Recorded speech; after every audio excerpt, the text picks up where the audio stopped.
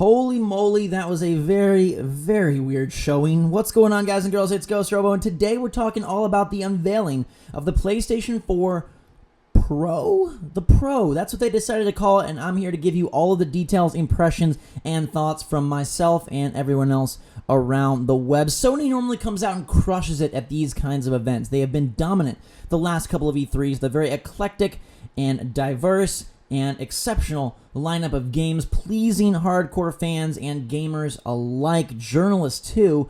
Today they have the PlayStation meeting, where they were to unveil the Neo, the 4K, it's the Pro, as well as the PlayStation 4 Slim. And I gotta say, and I think everyone concurs, this was their first thud in years. It came across very, very low energy, very, very low hype, and some might even say lame. But let's get into some of the details and the good parts of this little conference before we get into a lot of the concerns. So first off, you got PlayStation 4 Slim replacing the PS4 as the main PlayStation console. It's going to be releasing next week, September 15th, for $300. Great price point, smaller console. It looks pretty good, basically just a flatter version of what we already have, and a nice chance for people to get in at sort of that very low price.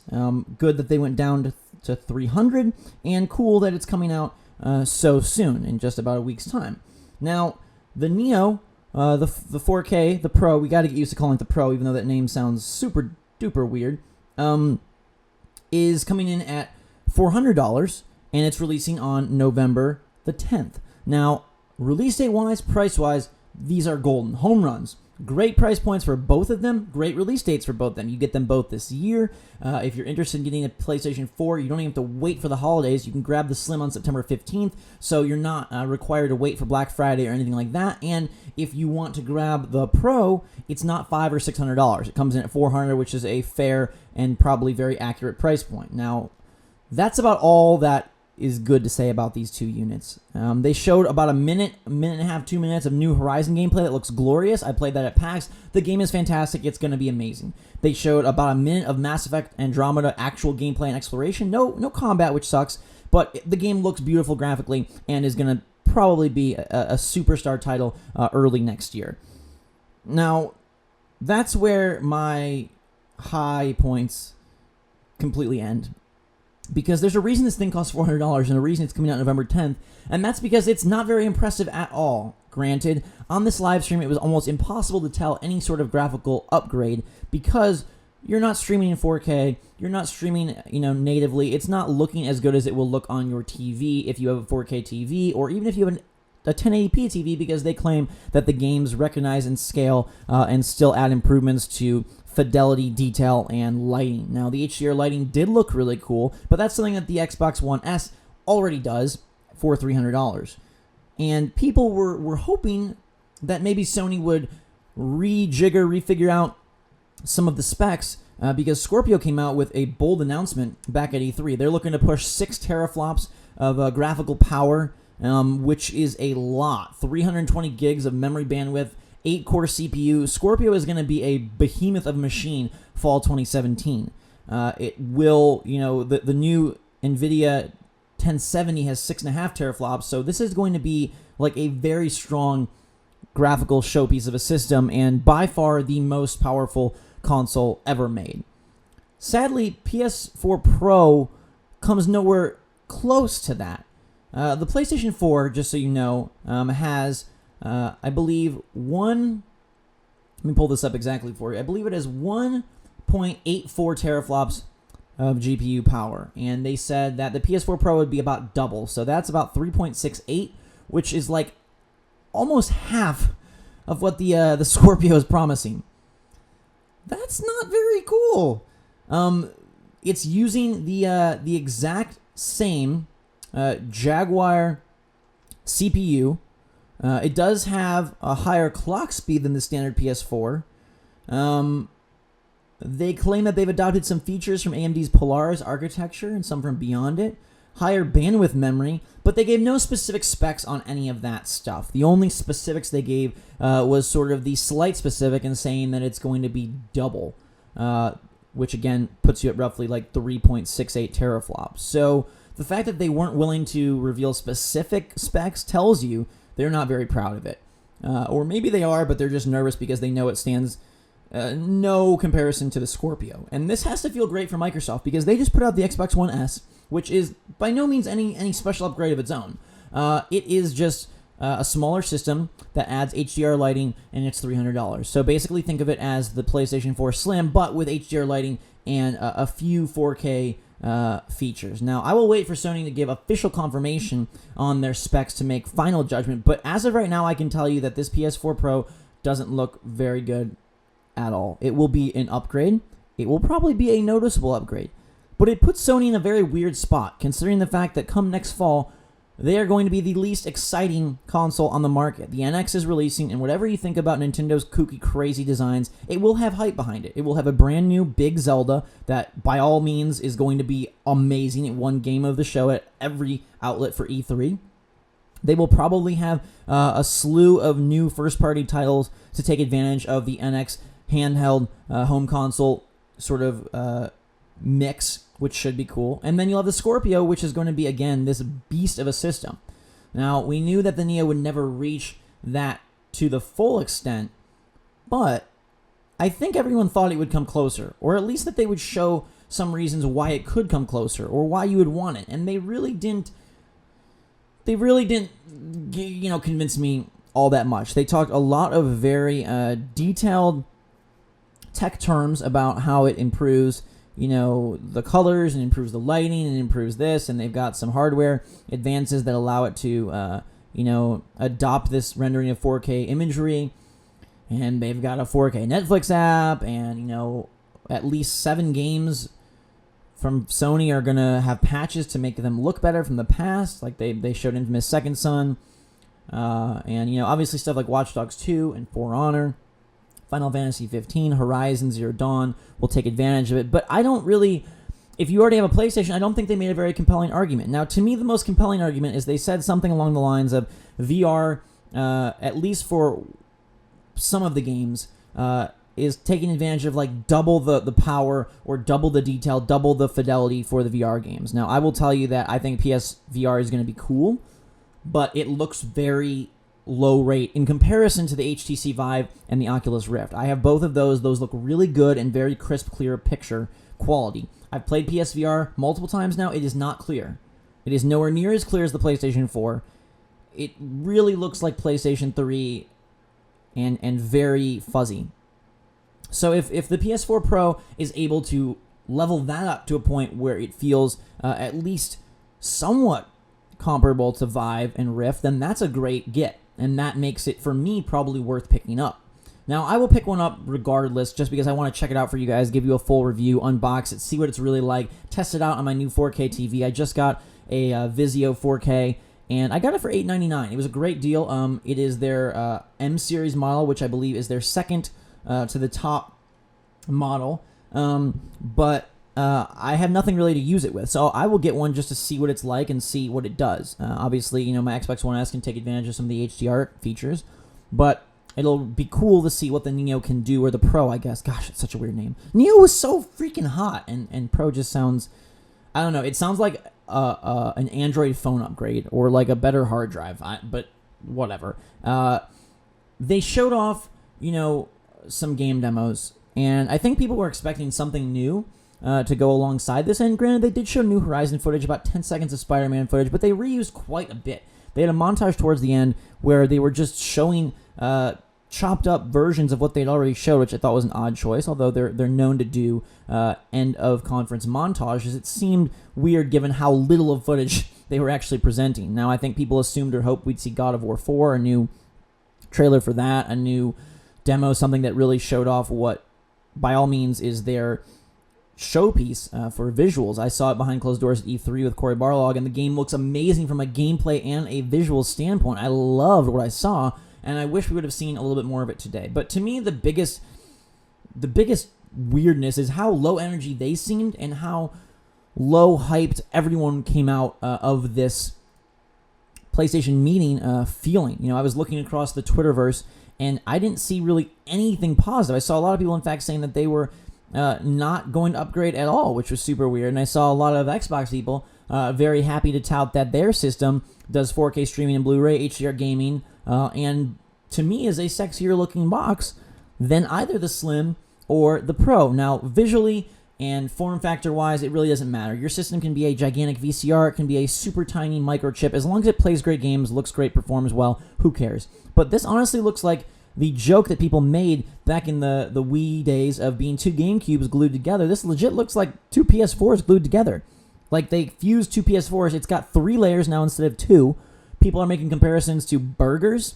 People are making comparisons to Trapper Keepers, and I'm not sure that either of those things are what you want your brand new tentpole console to be named after or compared to. Now, maybe this is also just the weird sort of integration of console stopgaps, of console upgrades rather than true new generations of gaming. Remember, the PS4 Pro is not Sony's quote new console. It's their new hardware, but it is not the PlayStation 5. And they made very clear in calling it the PS4 Pro and touting the fact that there is forward and backward compatibility with both the PS4 and the PS4 Pro, because essentially they're the exact same system, same discs, same profiles, same games, same everything. As far as I know, there are no PS4 Pro exclusives, which basically make this a better graphics card for your PlayStation 4. How much of a better graphics card?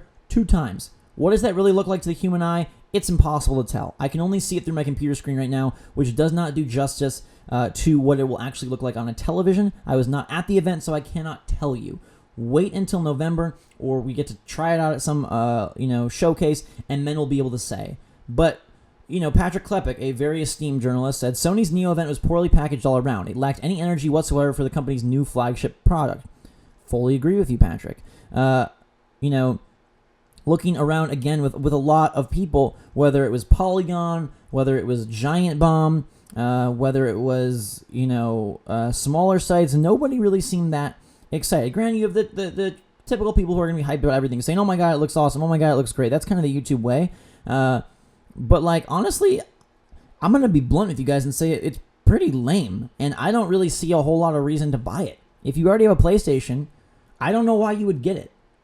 I mean, if you don't, then yeah, maybe that's the best place to jump in, but maybe not. If you don't have a 4K TV, if you don't really care about a few extra little, doodads on the lighting side of things, on the detail side of things, I think you could fully get away with that PS4 Slim for $100 less and be just as happy. Now, if you're a big VR believer and you're hoping to really integrate PSVR into your living room this fall, then maybe you grab it for that extra boost to the VR visuals.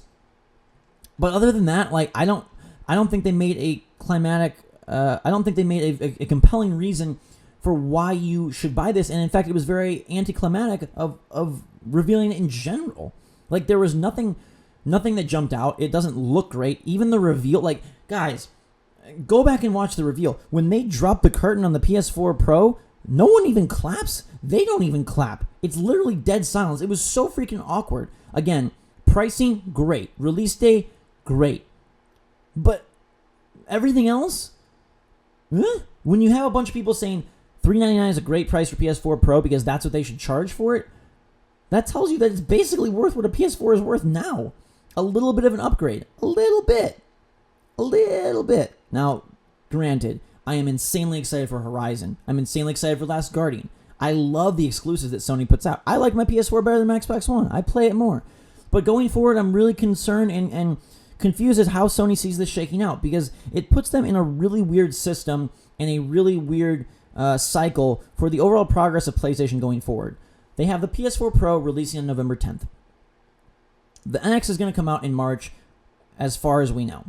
The Scorpio is going to come out next October or November, September, whenever, fall, as far as we know.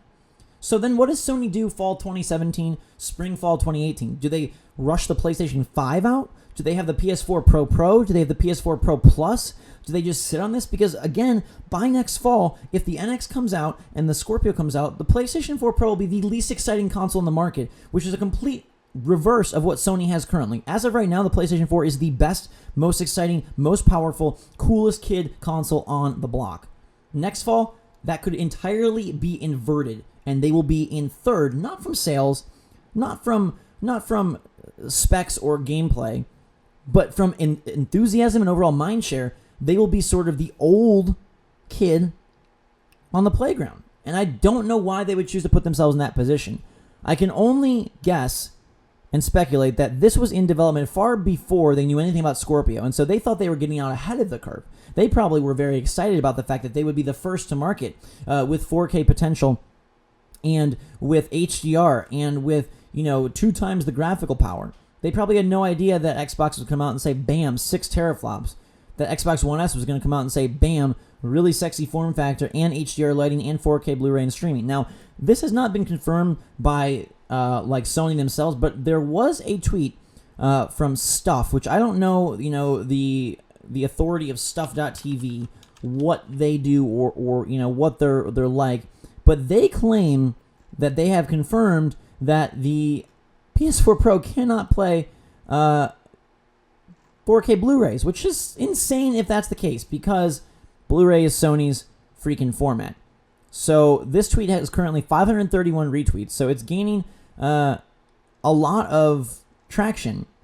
And the fact, again, that it doesn't play their own format, that's super weird. Now, this is from a London magazine called Stuff, stuff.tv if you want to check out their website.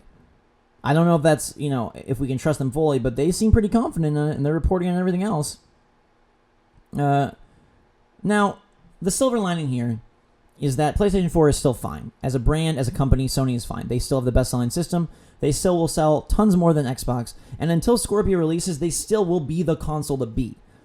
So maybe they are cashing in on sort of the instant gratification, the short-term, looking to build as big and bold of a lead as humanly possible, and then coast out until PlayStation 5. Perhaps they are actually, steamrolling production on PlayStation 5 or preparation on PlayStation 5, rather, and that's going to come out sooner than we think. But once that Scorpio comes out, I think the landscape really changes, because this PS4 Pro is nowhere near as exciting, nowhere near as powerful, and nowhere near as cool as anyone thought, and that's kind of a letdown, especially because everyone was so excited for this PlayStation meeting and hoping that we'd get a really cool new piece of hardware and a really cool new game or two, and instead we got neither, instead getting a letdown of a console, a letdown of a reveal, and overall just a very strange showing for a Sony that most often nails these sorts of things.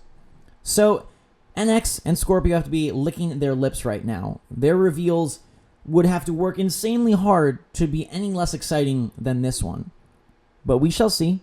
Everything points to an NX reveal very soon, and Scorpio I'm sure we'll see at next E3. And that will really be the test of how much more exciting, how much more powerful that Scorpio is in comparison to the Neo. Because right now, sitting at 3.68 teraflops, the PlayStation 4 Pro really isn't all that pro. Guys and girls, I'm curious to know what you think, so let me know in the comments below. Are you planning on picking one of these up? What about the PS4 Slim? Like I said, I'll probably get the Neo just so I can really review it and give you guys the goods on what it actually does when it's in your home. But right now, it is a kind of silly trapper keeper that comes in at a great price point with a great release date and hopefully great functionality with PSVR, but little more than that. So let me know your thoughts. Weird day for Sony and gaming. And until next time, everyone, thanks so much for watching Test Day. I love you. Drink so much chocolate. And we will see you all later.